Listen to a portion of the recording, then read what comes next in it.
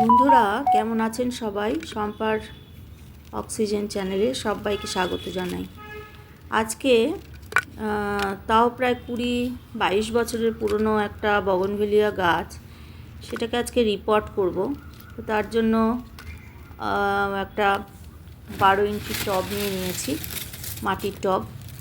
তার মধ্যে আগে হোলটাকে বন্ধ করে আর পুরনো কাঠ দিয়ে দিচ্ছি, তারপরে পাতা এগুলো দিয়ে দিচ্ছি।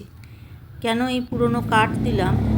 কেননা এই গাছটা খুব তাড়াতাড়ি আমি আর রিপোর্ট করব না, তো যাতে এর খাবারের কোনো অসুবিধা না হয় বা এটাই যাতে সারে পরিণত হতে পারে, তাই জন্য পুরনো মোটা কাঠ, শুকনো কাঠ এগুলো দিয়ে দিলাম, আর পাতাও কিছু দিয়ে দিলাম।